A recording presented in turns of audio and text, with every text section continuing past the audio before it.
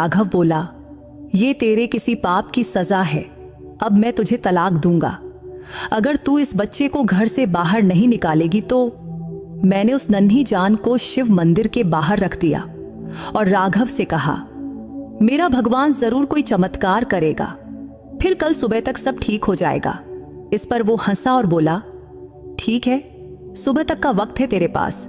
अगर कुछ नहीं हुआ तो मैं तुझे छोड़कर दूसरी शादी कर लूंगा। सुबह की आरती में अभी 10 मिनट बाकी थे। तभी मंदिर के लाउडस्पीकर पर एक घोषणा हुई। वो घोषणा सुनते ही मेरा पति जोर जोर 10 से रोने लगा। मैं मंदिर के एक कोने में बैठी आंसू पोंछ रही थी, हाथ जोड़कर भगवान से प्रार्थना कर रही थी। राघव बाहर खड़ा मुझे देखकर हंस रहा था। अब वो इतना क्रूर हो चुका था जितना पहले कभी नहीं था। वो लगातार बोलता जा रहा था, कुछ नहीं होगा, कुछ नहीं बदलेगा, तेरे जैसे औरतों का भगवान भी कुछ नहीं करता। और रही बात चमत्कार की, तो चमत्कार 3-4 घंटे में थोड़े होते हैं। मैं रोते रोते बस एक ही बात दोहरा रही थी, हे देवा, मेरी मदद कर और इस इंसान को दिखा कि तू क्या कर सकता है। तेरा न्याय सबसे सच्चा है। मेरे बच्चे के नाम पर आज तू अपना चमत्कार दिखा। मैंने उम्र भर तेरी भक्ति की है और तुझसे ही सब मांगा है। मैंने बहुत कुछ सहा है, इसलिए आज मैं तेरी भक्ति का फल मांगती हूँ। जितना मैं रोती गई उतना ही मेरा पति, सास और ननद मुझ पर हंसते गए। मैं पूरी तरह अकेली थी। मेरे पास भगवान शिव के सिवा कोई नहीं था। वक्त बीतता जा रहा था और उम्मीद धीरे धीरे खत्म होती जा रही थी। मैं उठने ही वाली थी कि आरती का समय हो गया। तब सुबह का उजाला फैलने लगा था। मैं सिर झुकाए रो रही थी। तभी मंदिर से हुई एक घोषणा ने सबके होश उड़ा दिए। मेरा दिल अचानक रुक सा गया। सबके चेहरे पर सन्नाटा छा गया। मैं नंगे पांव मंदिर की ओर दौड़ पड़ी, क्योंकि वहीं मेरा चमत्कार, मेरी जीत मेरी राह देख रही थी। दोस्तों, मेरा नाम आरुषि है। रंग रूप से मैं बहुत सुंदर थी, पर मेरा नसीब कभी मेरे जैसा सुंदर नहीं रहा। उम्र भर लोगों की नफरत भरी नजरें सहनी पड़ी, मानो हम चलते फिरते पाप हों। मैं और मेरी माँ, हम दोनों को एक ही नजर से देखा जाता था। मैंने कभी सपने में भी नहीं सोचा था कि मेरी शादी का फैसला इतनी जल्दी और इतनी बेरहमी से लिया जाएगा। आज भी मेरी माँ की आवाज मेरे कान में गूंजती है। वो कहती थी, जिस लड़की का जन्म बाप के नाम के बिना होता है, उस पर इस दुनिया में कोई रहम नहीं करता। मैं उसकी बेटी थी, पर उसके लिए एक बोझ बन गई थी, एक ऐसी जिम्मेदारी जिससे वो जल्द से जल्द आजाद होना चाहती थी। मेरे बाप के बारे में घर में कभी साफ साफ नहीं बोला गया। बस इतना पता था कि वो कोई बड़े आदमी थे। कौन थे, कहाँ थे, किसी को नहीं पता। लोगों की जीभ पर एक ही बात रहती थी, मैं अवैध पैदा हुई हूं। बचपन से लेकर बड़ी होने तक यही अपमान सुनती आई और ये कलंक मेरे माथे पर हमेशा के लिए चिपक गया। गांव शहर की औरतें मुझे निशाना बनाने का एक भी मौका नहीं छोड़ती थीं। उनके ताने मेरे सीने में खंजर की तरह चुभते थे। लेकिन मैं क्या करती? मेरी माँ तो इन्हीं लोगों के बीच रहती थी, इन्हीं के घरों में काम करती थी और इन्हीं के ताने सहती थी। मुझे अपने बाप पर सबसे ज्यादा गुस्सा आता था, क्योंकि उन्हीं की वजह से हमारा जीवन ऐसा बना था। मैंने उन्हें कभी देखा नहीं था। अगर कहीं वो जिंदा होते तो शायद हमसे मिलते और फिर हमारा जीवन ऐसा न होता। एक दिन मेरी माँ ने कहा, तेरे लिए रिश्ता आया है। ये बात सुनते ही मेरे सीने में एक अजीब सी बेचैनी भर गई। जिस लड़के का रिश्ता आया था उसका नाम था राघव। मैंने उसका नाम भी पहले कभी नहीं सुना था। माँ ने बताया कि वह उम्र में मुझसे बहुत बड़ा है, देखने में भी खास ठीक नहीं, न पढ़ा लिखा है न कोई नौकरी है। ये सब सुनते ही मेरा दिल बैठ गया। और तो और उसके पहले 2 शादियां भी हो चुकी थीं। उसकी दोनों बीवियां उसे छोड़कर चली गई थीं। उसके पास न पैसा था, न इज्जत, न संतान, फिर भी मेरे लिए उसका रिश्ता आया था। मेरी माँ ने बस इतना कहा, बेटी, जिन लड़कियों का जन्म बाप के नाम के बिना होता है उन्हें अच्छे रिश्ते कहाँ मिलते हैं। तेरे लिए तो ये एक ही आया है, इसलिए अब मैं देर नहीं करूंगी। मैंने विरोध किया। मैंने कहा, माँ, ये शादी मेरी जिंदगी बर्बाद कर देगी और मैं अपना जीवन यूं बर्बाद नहीं करना चाहती। तुम इसे मना कर दो। पर मेरी माँ ने मेरी एक न सुनी। उसने फिर अपनी दुख भरी कहानी दोहरानी शुरू कर दी। बोली, सबका जीवन बर्बाद होता है। तेरी माँ का भी तो हो ही चुका है। तेरा बाप मुझे छोड़कर चला गया था जब तू पैदा होने वाली थी। अब तेरा भी बर्बाद हो जाए तो मैं क्या करूं? उसके शब्द मेरे सीने में जहर की तरह उतर गए। क्या कि उसकी बातों में कड़वाहट थी, पर सच से भरी हुई थी। उसने भी जीवन में कभी सुख नहीं देखा था। जब मैं पैदा होने वाली थी तभी मेरे बाप ने उसे छोड़ दिया था। शादी हुई भी थी या नहीं, ये आज तक सवाल ही है। मेरी माँ को दुनिया भर के ताने और तकलीफें सहनी पड़ी। वह अनपढ़ थी। उसे लगता था कि जैसा अन्याय उसके साथ हुआ वैसा ही उसकी बेटी के साथ भी होना तय है। उसे ये समझ नहीं आया कि जो उसके साथ गलत हुआ उससे वह अपनी बेटी को तो बचा सकती है। उसके लिए तो यही सच था कि सबके साथ बुरा ही होता है। फिर मेरे साथ हो या तेरे साथ क्या फर्क पड़ता है? मेरी माँ ने अपनी पूरी जिंदगी मेरे लिए कुर्बान कर दी थी। दूसरों के घरों में काम किया, ताने सहती रही और हर सांस सिर्फ मेरे लिए ही ली। पर अब वह थक चुकी थी। उसे बस अब मेरी शादी करके अपनी आखिरी जिम्मेदारी से मुक्त होना था और उसके लिए यही एक रास्ता था, चाहे वह मुझे कहीं भी ले जाए। मेरे मन में 1000 सवाल उठे पर जवाब कोई नहीं था। मैंने माँ से कहा, माँ, तुमने कभी मेरे बारे में सोचा? मेरे सपनों के बारे में, मेरी इच्छाओं के बारे में, मेरे जीवन के बारे में? क्या ये सब तुम्हारे लिए कुछ मायने नहीं रखता? इस पर उसका जवाब था, नहीं बेटी, जिंदगी सपनों पर नहीं चलती, हकीकत को स्वीकार करना पड़ता है। फिर वह दिन आ गया जब मेरी शादी राघव से तय हो गई। वह दिन मैं कभी नहीं भूल सकती। मेरी माँ ने मेरी शादी की तैयारी ऐसे की जैसे वह अपनी जिंदगी का सबसे बड़ा बोझ उतार रही हो।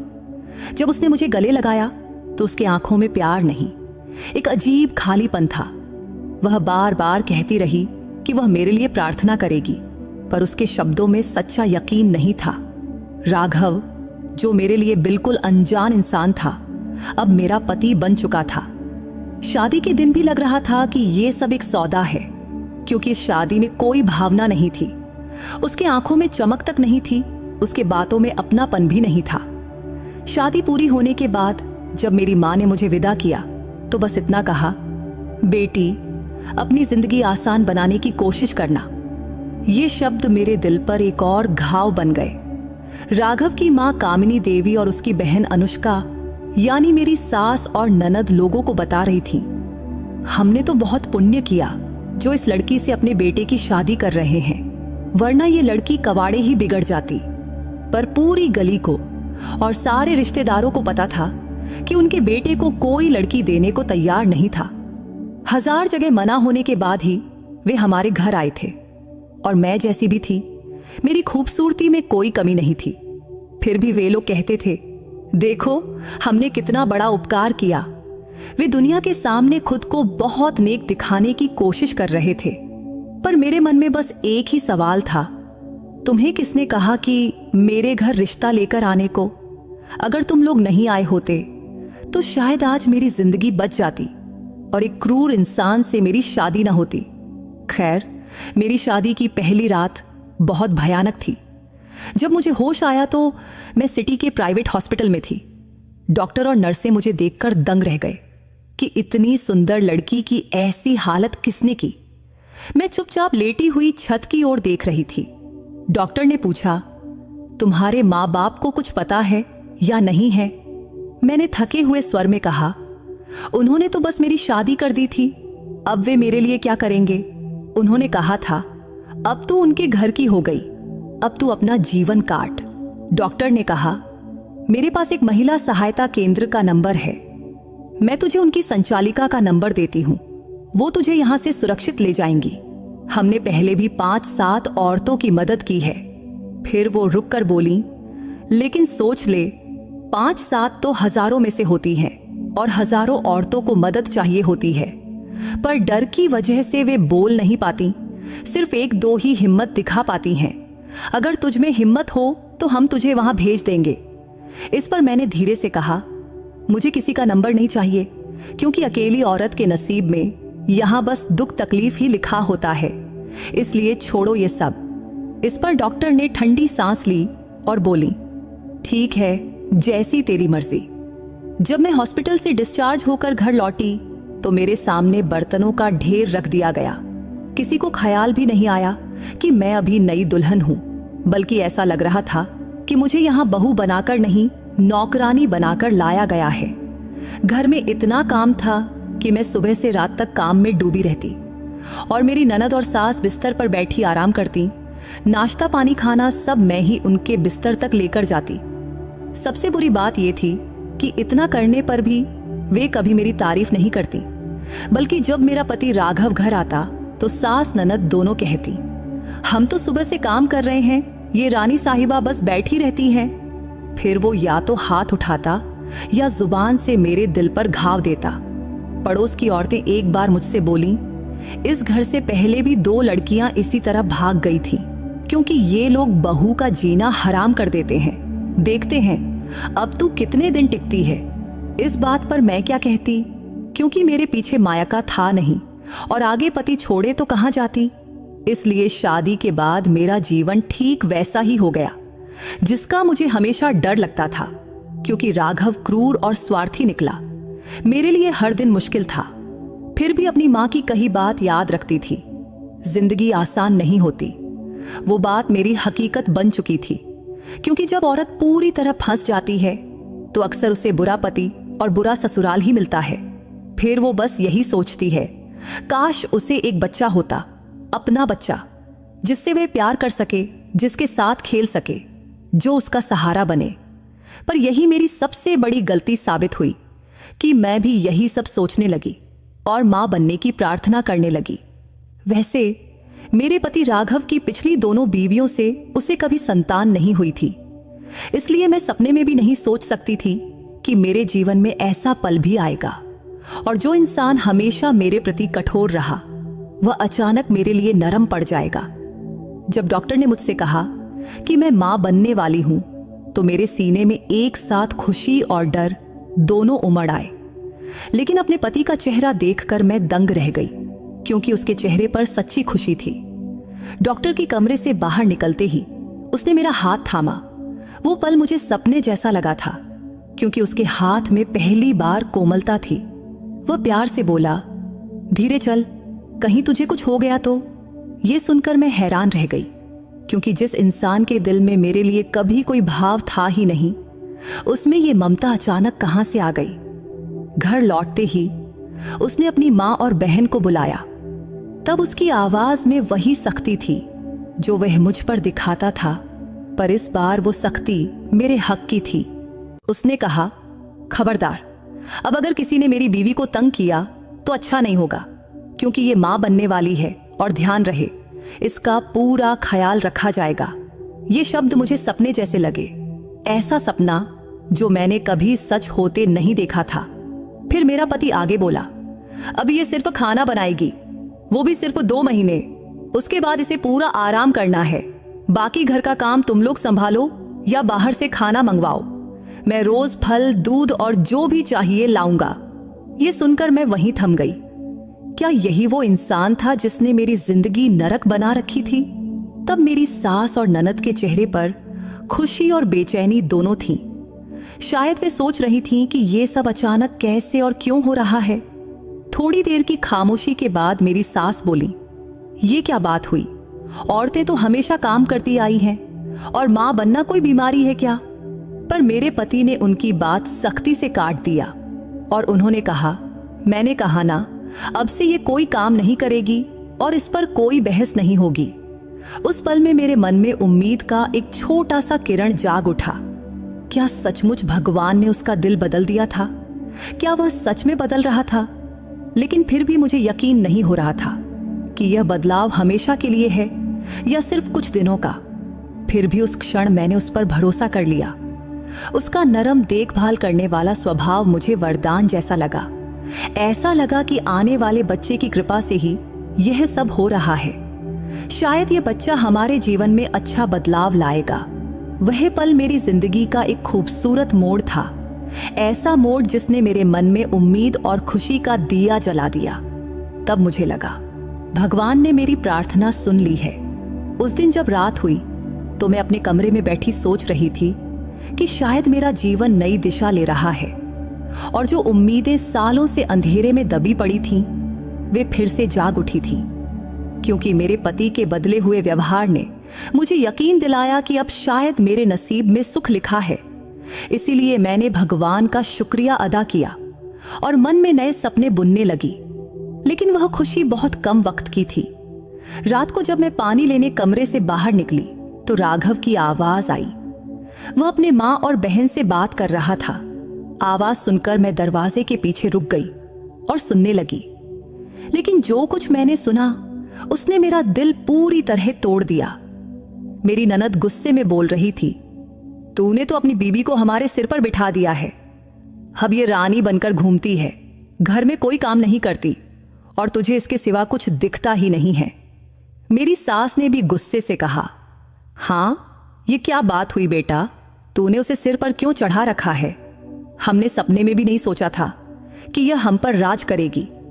मेरा पति, जो अभी तक मेरे साथ प्यार और नरमी से पेश आ रहा था, वह अचानक बिल्कुल अलग इंसान बन गया और वह हंसते हुए बोला, आप लोग चिंता क्यों करती हैं? ये तो सिर्फ 9 महीने की बात है, बच्चा हो जाएगा, फिर देखना, मैं तो इसे तलाक देकर ही छोड़ूंगा। ये शब्द सुनते ही मेरे दिल की धड़कन रुक सी गई, जैसे मेरे पैरों तले जमीन खिसक गई हो। मैं वहीं खड़ी की खड़ी रह गई, जैसे पत्थर की मूर्ति बन गई हो। सांस लेना भी भूल गई। तभी मेरी सास बोली, तलाक देगा तो दूसरी कहां से लाएगा, क्योंकि इतनी सुंदर लड़की आसानी से नहीं मिलेगी। ये जवान भी है और सबसे बड़ी बात, कभी शिकायत भी नहीं करती। चाहे हम कुछ भी कहें, वो चुपचाप सुन लेती है। इस पर मेरा पति बेफिक्री से बोला, अरे कोई ना कोई तो मिल ही जाएगी। वैसे भी अब इसके लिए मेरे दिल में कोई जगह नहीं बची। फिर थोड़ी देर की खामोशी के बाद मेरी सास बोली, तो ठीक है, 9 महीने सह लेंगे, लेकिन ज्यादा सिर पर चढ़ाने की जरूरत नहीं है। इस पर मेरा पति बोला, अरे माँ, वो थोड़ा खुश रहेगी तो बच्चा स्वस्थ पैदा होगा, क्योंकि हमें तो बच्चे से मतलब है, उससे नहीं। फिर मेरी सास सिर हिलाते हुए बोली, बच्चा तो होना ही चाहिए, वो भी बेटा। इस पर मेरा पति बोला, बेटा हो या बेटी, मुझे खुशी है माँ, लेकिन बेटा हुआ तो और भी अच्छा होगा। ये बातें सुनकर मेरे आंखों में आंसू भर आए, क्योंकि दिन भर उसके प्यार भरे लहजे से चमक उठी। मेरी दुनिया एक पल में बुझ गई। मैं सोचने लगी, क्या यही मेरी जिंदगी का सच है? क्या मेरा वजूद सिर्फ एक बच्चा पैदा करने तक ही सीमित है और उसका नरम स्वभाव सिर्फ इसी वजह से था? मैं चुपचाप अपने कमरे में लौट आई। अब मेरे मन में एक अजीब सी उलझन थी। क्या मैं सब अनसुना करके हंसती रहूं या अपनी हकीकत स्वीकार कर लूं और जो नसीब में मिला वही जी लूं? उस रात मुझे नींद नहीं आई, क्योंकि मेरे पति के शब्द बार बार मेरे कानों में गूंजते रहे, हमें तो बच्चे से मतलब है, उससे नहीं। ये बात मेरे सीने में खंजर की तरह चुभ गई थी। अगली सुबह उठते ही मैंने एक पक्का इरादा कर लिया कि मैंने पहले भी कहा था ना कि जिंदगी आसान नहीं होती, लेकिन हिम्मत कभी नहीं छोड़नी चाहिए। और मुझे पता था कि मेरे लिए यह आसान नहीं होगा। फिर भी मैंने मन ही मन भगवान से प्रार्थना की कि वह मुझे इतनी हिम्मत दे कि मैं किसी तरह अपना जीवन संभाल सकूं, क्योंकि अपने पति की बातें सुनकर मेरा दिल पूरी तरह टूट चुका था और जो थोड़ी सी उम्मीद जागी थी वह भी अब खत्म हो चुकी थी। जबकि मैं सोचने लगी थी कि काश थोड़ा और वक्त तो ये उम्मीद जीवित रहती, पर बहुत जल्दी ही सब खत्म हो गया। उन दिनों मेरे पति का मूड कुछ ठीक ठीक रहता था। शायद बच्चे की खबर से उसका दिल थोड़ा नरम पड़ा था। मैंने सोचा, क्यों ना इस मौके का फायदा उठाकर मां से मिलने की इजाजत मांगूं। पहले तो मुझे डर लग रहा था, फिर हिम्मत करके बोली, मुझे अपनी मां से मिलना है। इस पर वह हैरानी से मुझे देखने लगा, जैसे मेरी बात उसे बहुत अजीब लगी हो। फिर शांत स्वर में बोला, ठीक है, सुबह मैं तुझे छोड़ दूंगा, लेकिन शाम तक लौट आना, या मैं खुद तुम्हें लेने आ जाऊंगा। इस पर मैंने फौरन खुशी से कहा, ठीक है। तब मन में एक अजीब सी शांति हुई कि आज मैं अपनी मां से मिल पाऊंगी, थोड़े समय के लिए ही सही। वही मां जो हमेशा मेरे लिए मजबूत सहारा बनने की कोशिश करती थी। हमारे रिश्ते में दूरी आ गई थी, फिर भी वह मेरी मां ही थी। उसी माँ ने मुझे इस कठोर रिश्ते में धकेला था, फिर भी वह मेरे दिल के सबसे करीब थी। जब मैं अपनी माँ के घर पहुंची और उन्हें बताया कि मैं माँ बनने वाली हूं, तो वह खुशी से उछल पड़ी, मुझे जोर से गले लगाया, सिर पर हाथ फेरा और बोली, सब ठीक हो जाएगा बेटी, भगवान तेरे लिए जरूर अच्छा रास्ता निकालेगा। इस पर मैंने हिचकिचाते हुए पूछा, माँ तुमने कभी पापा को ढूंढने की कोशिश नहीं की? अगर मिल जाते तो हम उनसे अपना हक मांग लेते। मेरे सवाल पर माँ के चेहरे पर एक गहरी छाया उतर आई, आंखों में पुराना दर्द झलकने लगा। वह कुछ पल चुप रही, जैसे बीते दिनों की यादों में खो गई हो। फिर वो धीरे से बोली, उसे कहाँ ढूंढती, वह तो एक राहगीर था जो मेरी जिंदगी में सपने की तरह आया और चला गया। मुझसे प्यार किया, शादी की, कुछ दिन साथ रहा, कहता था कि मुझे अपने साथ ले जाएगा, कहता था कि वह किसी बड़ी हवेली का मालिक है। फिर एक दिन किसी का फोन आया कि उसकी माँ बीमार है, फिर वह चला गया और कभी लौटा ही नहीं। इस पर मैंने हैरानी से पूछा, मतलब माँ तुम्हें उनके बारे में कुछ भी पता नहीं चला? इस पर मेरी माँ ने थकी हुई मुस्कान दी और बोली, मुझे तो सिर्फ उसका नाम याद है, न पता, न शहर, न फोन नंबर। ऐसे में मैं उसे कहाँ ढूंढती? तभी मेरे मन में एक इच्छा जागी, कम से कम उनका नाम तो पता चले। जो आदमी मेरा बाप था उसका नाम क्या था? इसलिए मैंने हिचकते हुए पूछा, माँ आज तो मुझे मेरे पापा का नाम बता दो। इस पर मेरी माँ ने पहले गहरी सांस ली और धीरे से बोली, तेरे पापा का नाम समर मेहता था। ये नाम सुनते ही मेरे सीने में एक अजीब सी हलचल हुई, पर इस नाम का कोई मतलब नहीं था, क्योंकि शायद ये नाम मेरे वजूद का हिस्सा बन सकता था, पर नहीं बना। ये नाम भी मेरी जिंदगी के उस खाली कोने में शामिल हो गया जिसे मैं कभी भर नहीं पाई। इसके बाद मैं कुछ देर माँ के पास चुपचाप बैठी रही। माँ के चेहरे पर जिंदगी की सारी कठोरता साफ दिख रही थी और मेरे मन में एक अनोखी दुविधा चल रही थी, आखिर इस नाम के बाद मैं करूंगी भी क्या? मेरे लिए तो यही जिंदगी का सच था जिसे किसी तरह सहना था। शाम तक मेरा पति मुझे लेने आने वाला था, इसलिए मैंने माँ को अलविदा कहा और सोचा कि जिंदगी का यह चक्र यूं ही घूमता रहेगा और मेरी उम्मीदें, मेरे सपने कहीं पीछे रह जाएंगे। इसके बाद 9 महीने किसी तरह अच्छे से गुजर गए, पर भगवान को क्या मंजूर था कौन जाने। जब मेरा बच्चा हुआ तो मेरे पैरों तले जमीन खिसक गई। मेरी बेटी हुई थी, लेकिन उसके हाथ पांव पूरी तरह अलग हालत में थे। जब मेरे पति ने बच्ची को देखा तो उसका चेहरा उतर गया।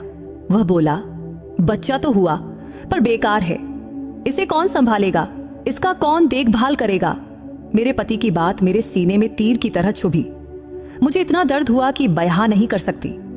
उम्र भर मैं एक बाप की छांव के बिना बड़ी हुई थी और अब खुद मां बन गई थी, फिर भी कोई छांव नहीं थी। मैंने कहा, ठीक है, आपको नहीं चाहिए तो मैं इसे मंदिर के बाहर रखाती हूं, कोई उठा लेगा या भगवान कोई रास्ता निकालेगा। इस पर मेरा पति ठंडे लहजे में बोला, बहुत अच्छा सोचा तूने, मुझे तो इसे घर में रखना ही नहीं था, अब जा मंदिर के बाहर रखा। मेरी सास ननद भी कठोर बोल बोलती रहीं। उनके बोल मेरे दिमाग को सुन्न कर रहे थे और फिर मैंने वह भयानक दर्दनाक फैसला ले लिया। रात की सन्नाटे में मैंने अपनी नन्ही निष्पाप बेटी को शिव मंदिर के बाहर रख दिया।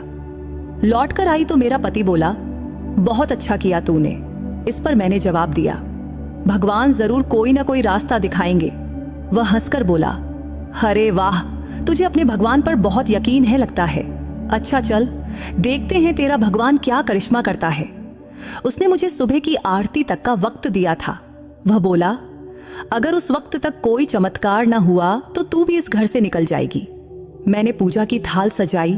मेरी जिंदगी में कोई नहीं था, न अपना, न साथी, न दोस्त, सिर्फ भगवान था। तो मैं उसी से मदद मांग रही थी। पूजा में बैठकर मैं जोर जोर से रोकर भगवान से प्रार्थना करने लगी।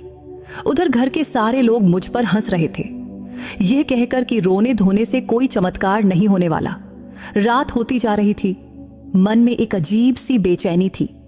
जब मैं अपनी बेटी को मंदिर के बाहर रखकर आई थी तो जैसे सीने पर पत्थर रख दिया गया हो। लेकिन घर लौटते ही पति के शब्दों ने मेरे पूरे वजूद को तोड़ दिया। उसने कहा, बहुत अच्छा किया तूने, वरना मुझे तो इसे घर में रखना ही नहीं था। अब देखते हैं तेरा भगवान कोई करिश्मा दिखाता है या नहीं? उसने सुबह की आरती तक का वक्त दिया था। अगर कुछ न हुआ तो मुझे भी घर से निकाल दिया जाएगा। उसी में मेरी ननद और सास भी ताने मार रही थीं। दोनों हंस रही थीं और मुझे ऐसी नजरों से देख रही थीं जैसे मैं कोई पागल औरत हूं। उनके व्यवहार ने मेरी आखिरी उम्मीद को भी डगमगा दिया था। लेकिन मेरे मन में एक बात बिल्कुल साफ थी, भगवान से बड़ा कोई नहीं। मैंने फिर पूजा की दीप जलाई और भगवान के सामने हाथ जोड़े बैठ गई। मेरे आंखों से आंसू बह रहे थे और होठों से अपने आप प्रार्थना निकल रही थी। हे भगवान, तू सब जानता है, मेरी मजबूरी, मेरे दिल की हालत। मेरी बेटी पर दया कर, इससे बचा ले। मेरा स्वर ऊंचा हो गया था और घर वाले मेरी हालत पर हंस रहे थे। मेरा पति बोला, चिल्ला चिल्ला कर रोने से कुछ नहीं होगा, भगवान ऐसे करिश्मा नहीं दिखाता।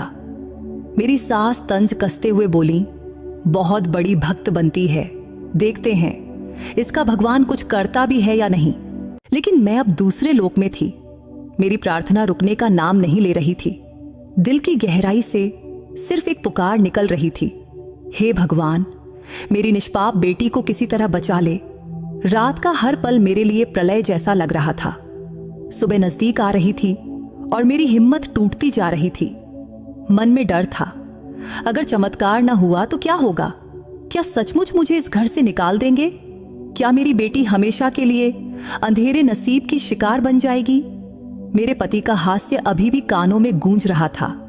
वह अपनी मां से कह रहा था, ये अब किसी काम की नहीं रही, कल ही इसे घर से निकाल दो, मैं एक सुंदर लड़की ढूंढ लूंगा।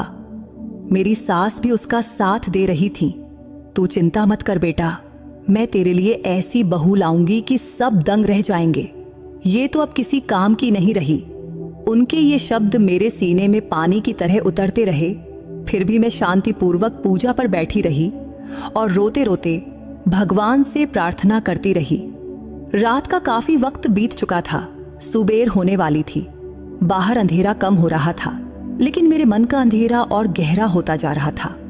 तभी मेरा पति फिर ताना मारते हुए बोला, कुछ नहीं होने वाला, जा, अब तू अपना सामान बांध ले, सुबह तू इस घर से निकल जाएगी। लेकिन मैंने माथा भगवान के सामने जमीन पर पटकते हुए प्रार्थना करने लगी, हे भगवान, ये दुनिया अब मेरे लिए नहीं रही, तू ही मेरा सहारा है, इसलिए मेरी बेटी के लिए कुछ कर, कोई चमत्कार दिखा, वरना हम दोनों माँ बेटी को मौत दे। तभी अचानक मंदिर में एक घोषणा, एक ऐलान गूंजी। एक व्यक्ति जिनका नाम समर मेहता है, अपने साथ एक छोटा सा बच्चा लिए हुए हैं और वे पूछ रहे हैं कि क्या कोई इस बच्चे को पहचानता है? अगर कोई पहचानता हो तो तुरंत मंदिर में आए। ये घोषणा सुनते ही मेरी सांसें थम गई। ये नाम सुनते ही मेरा दिल जोर जोर से धड़कने लगा। समर मेहता, यही वह नाम था जो मां ने सालों बाद मुझे बताया था, यानी मेरे पापा का नाम। मुझे लगा जैसे पैरों तले जमीन खिसक गई। मेरे पति और सास हैरानी से मुझे देखने लगे, लेकिन मैंने किसी की परवाह नहीं की और नंगे पांव दौड़ने लगी। अब मेरे दिमाग में सिर्फ एक ही बात गूंज रही थी, मेरी बेटी और मेरे पापा। पूरी रात के आंसुओं के बाद लगा जैसे भगवान ने मेरे लिए दरवाजा खोल दिया हो। मेरा मन डर और उम्मीद के बीच कांप रहा था, लेकिन मेरे कदम रुकने को तैयार नहीं थे। सांसें फूल रही थीं, पर मैं रुकने वाली नहीं थी। जब मैं मंदिर पहुंची तो दरवाजे पर रुककर अंदर झांकी तो वहां एक बुजुर्ग व्यक्ति खड़े थे। उनका चेहरा दया और तेज से भरा हुआ था। उनकी गोद में मेरी बेटी थी और मैंने उन्हें पहचान लिया कि वो मेरे पापा थे। मेरी आंखों से आंसुओं की धार बह निकली। मैं धीमे कदमों से उनके पास गई और जोर से बोली, ये बच्ची मेरी है और आप मेरे पापा हैं। मंदिर में मौजूद सभी लोग हैरानी से मुझे देखने लगे। मेरे पापा ने मेरी ओर देखा। उनकी आंखों में आश्चर्य और अपार प्यार था। वे बोले, तू मेरी बेटी है। तभी मैं रोते हुए उनके पास गई और उनके पैरों पर गिर पड़ी। फिर मेरे होंठों से सिर्फ इतना ही निकला, पापा, मैं हूं आपकी बेटी। उन्होंने मुझे उठाया, मेरे आंसू पोंछे और बोले, मैंने तुझे और तेरी मां को बहुत ढूंढा बेटी, लेकिन तुम लोग कभी मिली ही नहीं। लेकिन आज भगवान ने हमारी मुलाकात करवा दिया। वह पल मेरे लिए चमत्कार से कम नहीं था। मेरी बेटी अब उनकी गोद में थी और मेरी प्रार्थना पूरी हो चुकी थी। लेकिन जब मैंने अपनी बेटी को ध्यान से देखा तो मेरी आंखें आश्चर्य से फैल गईं। उसके हाथ पांव अब पूरी तरह ठीक हो चुके थे। वह बिल्कुल स्वस्थ थी। मैंने उसे सीने से लगाया और भगवान के सामने सिर झुकाकर शुक्रिया अदा किया। तभी मेरे पापा बोले, मैं तुम दोनों को ढूंढते ढूंढते यहां आया था। रात हो गई तो मंदिर में ही रुका और अपने पापों की माफी मांगी। तभी मुझे यह बच्ची दिखी तो मैंने घोषणा करवाई कि इसका परिवार मिल जाए। मुझे कहां पता था कि यह मेरी अपनी नातिन है। इसके बाद मैंने उन्हें सब कुछ बता दिया कि मां ने मजबूरी में कैसे मेरी शादी कर दी, फिर उन लोगों ने मेरे साथ कैसा व्यवहार किया। मेरी दुख भरी बातें सुनकर पापा के चेहरे पर गुस्से की लकीरें उभर आईं। उनके चेहरे पर गुस्सा तो था, लेकिन वह गुस्सा एक ऐसे आदमी का था जो अपनी बेटी पर हुई बेइज्जती को सहन नहीं कर सकता, और उनका रौब, उनकी शान सब एक साथ उभर आए। उन्होंने मेरा हाथ थामा और मेरी बेटी को अपनी चादर में लपेटे और बोले, चल मेरे साथ। मैंने पूछा, कहाँ? तो उन्होंने कहा, बस चल, सब पता चल जाएगा। फिर वे मुझे उसी घर ले आए जहां मेरा पति राघव, सास और ननद थे। उन्हें देखकर सब दंग रह गए कि मैं एक अनजान आदमी के साथ आई हूं और वह आदमी मेरा बाप था। मेरा पति मेरी बेटी को देख रहा था, जो अब पूरी तरह स्वस्थ थी और आंखें खोलकर सबकी ओर देख रही थी। मैंने उसे कहते सुना था कि अगर बेटी भी हुई तो मुझे बहुत खुशी होगी। और अब जब वह बेटी को ठीक देखकर पिघलने लगा था और मेरे पास आने लगा, तभी मेरे पापा ने हाथ के इशारे से उसे रोक दिया। हम गाड़ी से आए थे। पापा के साथ उनके 3 आदमी भी थे। शायद वे उनके अंगरक्षक थे। वे साधारण इंसान नहीं थे। उनके व्यवहार और व्यक्तित्व से सबके चेहरे पर आश्चर्य और अविश्वास छा गया था। तभी पापा ने एक ऊंची आवाज के साथ कहा, मेरा नाम समर मेहता है और हमारा खानदान बड़े घराने में गिना जाता है। मैं न जाने कितनी जमीन और संपत्ति का मालिक हूं, और तू अगर मेरी बेटी का पति है और मेरा दामाद, जो अभी तक आराम से बैठा था। इतना सुनते ही मेरा पति तुरंत नम्रता से खड़ा हो गया और डरते हुए बोला, जी, ये मेरी बीबी है और ये मेरी बेटी। तभी पापा के चेहरे पर गुस्से की लकीरें और गहरी हो गईं। फिर उन्होंने कठोर स्वर में पूछा, तो ये बेटी तेरी है, फिर मंदिर में ये क्या कर रही थी और तूने मेरी बेटी पर हाथ कैसे उठाया? इस पर मेरे पति का चेहरा सफेद पड़ गया। वह कुछ बोल भी न सका, बस चुप खड़ा रहा। तभी पापा ने अपने एक आदमी को इशारा किया तो वह तुरंत अंदर आया और हथियार संभालते हुए पति की ओर बढ़ा। फिर पापा बोले, अभी के अभी इसी वक्त मेरी बेटी को इस रिश्ते से आजाद कर, वरना मैं तुझे जिंदगी से आजाद कर दूंगा। मेरा पति, जो खुद को हमेशा शेर समझता था, वह तुरंत मेरे पापा के पैरों पर गिर पड़ा और कांपते स्वर में बोला, नहीं साहब, मैं कसम खाता हूं, आपकी बेटी को मैं बहुत सुख दूंगा और हमेशा खुशी रखूंगा। इस पर पापा ने ठंडे मगर तीखे लहजे में कहा, तू किसे सुख देगा? वैसे तेरे पास जिंदगी कितनी बची है बूढ़े? तुमने मेरी जवान बेटी से शादी करने की हिम्मत कैसे की? तब उनकी आवाज में इतनी सख्ती थी कि मेरे पति के पसीने छूट गए। फिर पापा ने कठोर स्वर में आदेश दिया, तू अभी के अभी तुरंत मेरी बेटी को तलाक दे, वरना तेरे लिए बहुत बुरा होगा। तभी डर और संकोच से मैंने देखा तो मेरा पति तलाक देने को तैयार हो गया। फिर पापा ने मेरी सास और ननद की ओर देखा। दोनों चुप थीं, सिर झुकाए बैठी थीं। तभी मेरे पापा ने जेब से नोटों की एक मोटी गड्डी निकाला और मेरे पति के मुंह पर दे मारा। फिर बोले, ये उन दिनों की कीमत है जब मेरी बेटी तेरे घर में रही थी, अब ये पैसे गिनता रहे। फिर मेरी ओर मुड़े। तब उनकी आंखों में अपार प्यार था। उन्होंने मेरा सिर थपथपाया और बोले, बेटा, ये इंसान तेरे लायक नहीं था। अब मैं तेरे लिए ऐसा वर ढूंढूंगा कि सारी दुनिया देखेगी। मेरी आंखों से आंसू बह रहे थे, पर ये आंसू दर्द के नहीं थे, बल्कि ये पिघलते दुख और आजादी के थे। मेरे सारे गम एक पल में खत्म हो गए थे। पापा ने मुझे अपने पास खींचा, मेरी बेटी को गोद में लिया, मेरा हाथ थामा और गर्व से मुझे उस घर से बाहर ले गए। वह पल मेरी जिंदगी का नया आरंभ था। तब मुझे ऐसा लगा जैसे भगवान ने मेरी प्रार्थना सुन ली और मेरे हक में फैसला सुना दिया। फिर हम सीधे माँ के घर पहुंचे। तब मेरे मन में डर भी था और खुशी भी। मैं सोच रही थी जब माँ पापा को देखेगी तो क्या होगा। लेकिन जैसे ही हम दरवाजे पर पहुंचे, मैंने दस्तक दी। फिर दरवाजा खुला तो मेरी माँ सामने थी। मुझे और पापा को एक साथ देखकर वह स्तब्ध रह गई। तब उसकी आंखों में आश्चर्य भी था और खुशी भी, लेकिन अगले ही पल उसकी आंखों से आंसू रुकने का नाम नहीं ले रहे थे। वह फूट फूट कर रोने लगी। तभी पापा आगे बढ़े। उन्होंने माँ के आंसू पोंछे और बोले, मैंने तुझे कभी छोड़ना नहीं चाहा था, लेकिन हालात ने मुझे मजबूर कर दिया था। आज मैं वापस आया हूं, हमेशा हमेशा के लिए। दोनों को एक दूसरे से लिपटते देख मेरा मन भर आया। मेरी आंखों से भी आंसू बहने लगे, क्योंकि वह दृश्य सपने सा था। फिर पापा ने मुझे और माँ को एक साथ गले लगाया और बोले, अब बीता हुआ कल पीछे छोड़ दो, हम नई जिंदगी शुरू करेंगे। फिर वे हमें बंबई ले गए। वहां उनकी बहुत बड़ी हवेली थी। उनकी पहली पत्नी गुजर चुकी थी और उनके बच्चे अब बड़े और शादीशुदा थे। पापा ने बताया, मुझे तुम दोनों से दूर करने वाले मेरे माँ बाप थे, लेकिन अब वे इस दुनिया में नहीं हैं और अब तुम मेरी जिंदगी में फिर से हो और मैं तुम्हें कभी नहीं छोड़ूंगा। हवेली पहुंचते ही हमें वह सम्मान और सुख मिला जिसका हमने सपने में भी नहीं सोचा था। मेरी बेटी के लिए अलग नौकरानी रखी गई जो दिन रात उसकी देखभाल करती। मेरे लिए डॉक्टर बुलाए गए।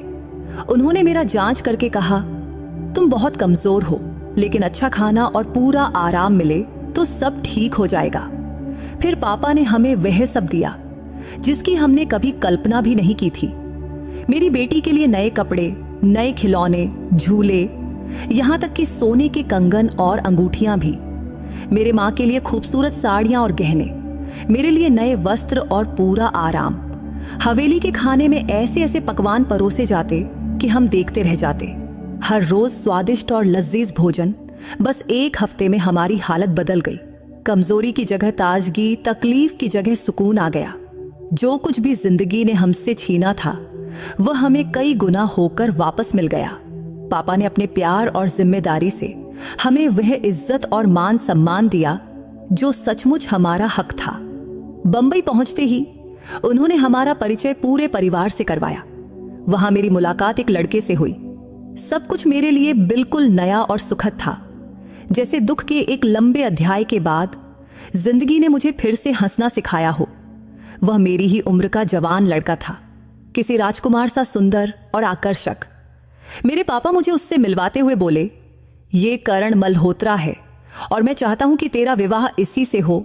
ये तुझे और तेरी बेटी को दिल से अपनाने को तैयार है। करण सचमुच बहुत अच्छा इंसान था, अमीर, जिम्मेदार और संवेदनशील भी।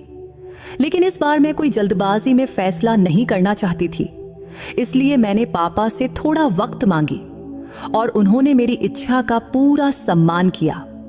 अगले कुछ दिन हमने एक दूसरे को समझने में बिताए। बातों बातों में मैंने उसे अपनी जिंदगी के सारे दर्दनाक अनुभव बता दिए।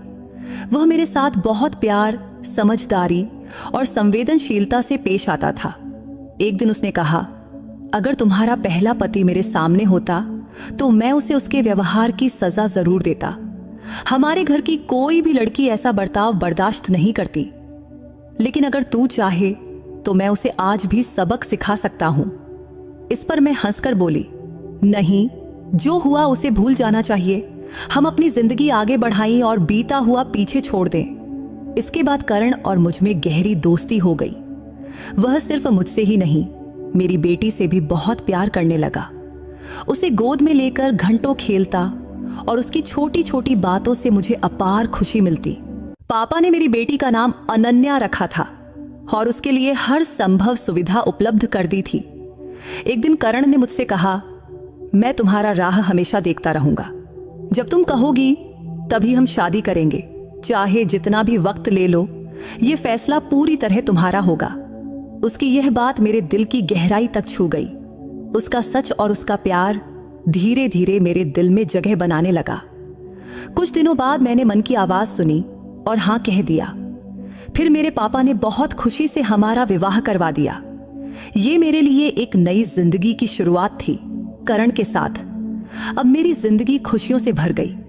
वह मेरी बेटी के लिए एक आदर्श पिता बन गया और मेरे लिए ऐसा साथी जो मेरे सारे दुख समेटकर मुझे खुशियों की रोशनी में खड़ा कर देता था। शादी के बाद मुझे समझ आया कि जब कोई मर्द सचमुच दिल से प्यार करता है तो वह औरत को कितना सम्मान और अपनापन देता है, क्योंकि वह मेरे हर दुख और हर मुस्कान का हिस्सा बन गया था। मुझे जरा सी भी तकलीफ होती तो वह बेचैन हो जाता। उसके प्यार और देखभाल का अंदाज ऐसा था कि कई बार मुझे लगता कि शायद मैं सपना देख रही हूं।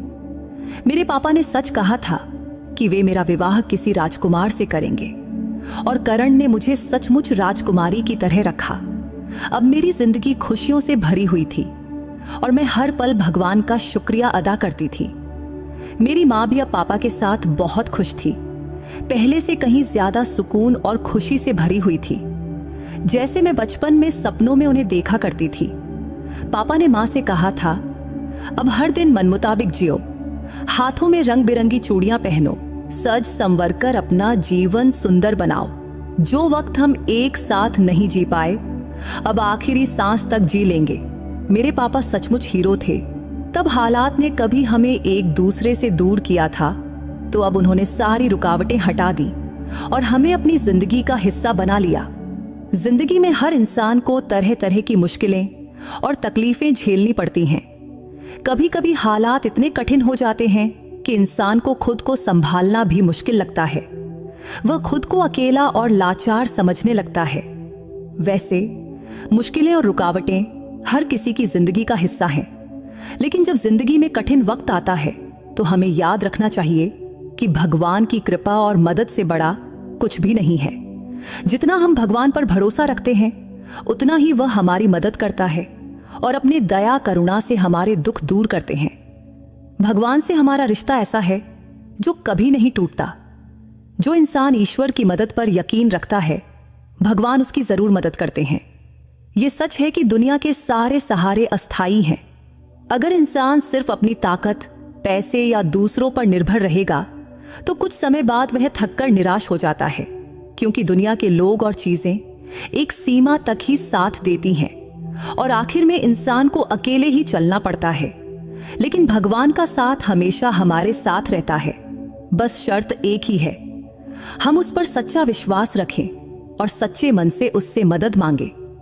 जब जिंदगी में भयंकर मुश्किलें आती हैं तो कभी कभी इंसान सोचता है कि वह अकेला है और उसकी मदद करने वाला कोई नहीं।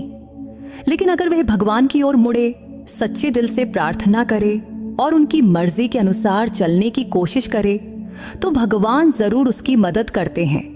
क्योंकि जब हम भगवान से मदद मांगते हैं तो वह सही समय पर हमारी प्रार्थना का जवाब देते हैं।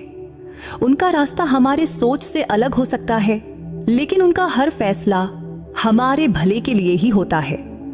जब हम भगवान को ही अपना सबसे बड़ा सहारा मान लेते हैं तो हमें दुनिया की किसी भी चीज की कमी महसूस नहीं होती, क्योंकि भगवान की कृपा और आशीर्वाद से हम हर मुश्किल का सामना कर सकते हैं। भगवान वादा है कि वह अपने भक्तों को कभी अकेला नहीं छोड़ते। जो लोग उनकी मर्जी के अनुसार जिंदगी जीने की कोशिश करते हैं, भगवान उनकी प्रार्थना जरूर स्वीकार करते हैं और उन पर अपनी असीम कृपा बरसाते हैं। लेकिन जो लोग सिर्फ दुनिया के सहारे पर यकीन रखते हैं और भगवान को भूल जाते हैं, उन्हें हमेशा अंदर से गहरा अकेलापन महसूस होता है, क्योंकि मुश्किल वक्त में उन्हें कहीं से सहारा नहीं मिलता। उनका भगवान से कोई रिश्ता नहीं होता, न ही उनके दिल में भगवान की मदद की उम्मीद होती है। इसलिए वे हमेशा खाली और अधूरे से लगते हैं। मैं आज अपनी जिंदगी में बहुत खुश हूं। अब मेरे पास ऐसा कुछ नहीं जिसकी कमी मुझे महसूस हो। मैंने कभी नहीं सोचा था कि मेरी जिंदगी इतनी शांत और संतुष्ट हो जाएगी, लेकिन भगवान की कृपा और आशीर्वाद से मेरी जिंदगी पूरी तरह बदल गई है। आज जिस मुकाम पर मैं खड़ी हूं, वह सब भगवान की दया का फल है। अब मेरी जिंदगी में शांति है, खुशी है और प्यार है। आप सबके लिए मेरी प्रार्थना है कि जिनकी जिंदगी में मुश्किलें हैं, वे सच्चे मन से भगवान से प्रार्थना करें, क्योंकि जब इंसान सच्चे दिल से सिर्फ भगवान से मदद मांगता है तो एक दिन सब ठीक हो जाता है। भगवान की कृपा से जो सुकून मिलता है वह इस दुनिया की कोई भी चीज नहीं दे सकती, और उनका आशीर्वाद हमेशा हमारे साथ रहता है। बस जरूरत है कि हम सच्चे मन से प्रार्थना करें और उनके दिखाए रास्ते पर चले। कठिन हालात में भी अगर हम भगवान पर यकीन रखें, उनसे प्रार्थना करें और सही राह पर चले, तो वह हमें हर स्थिति में शांति और खुशी देते हैं। उनकी कृपा से हमारी हर मुश्किल आसान हो जाती है और हमारा नसीब भी बदल जाता है। दुनिया का सहारा अस्थायी हो सकता है, लेकिन भगवान का साथ और सच्चा प्यार हमेशा अटूट रहता है। आपके नसीब को बदलने की ताकत उसी विश्वास में है जो आप खुद पर और भगवान पर रखते हो। तो दोस्तों, कैसी लगी आरुषि की कहानी? कमेंट में जरूर बताना। और क्या आपके जीवन में भी कभी ऐसा कोई पल आया है जब आपका भगवान पर विश्वास सच साबित हुआ हो? अगर हाँ, तो अपनी उस कहानी को हमारे साथ जरूर शेयर करना। और अगर आप सच्चे मन से भगवान को मानते हो तो कमेंट में हर हर महादेव लिखना मत भूलना। तो दोस्तों, अगर आपको आरुषि की ये कहानी पसंद आई हो तो इस वीडियो को लाइक और चैनल को सब्सक्राइब करना मत भूलना। फिर किसी नई कहानी में मुलाकात होगी। बाय।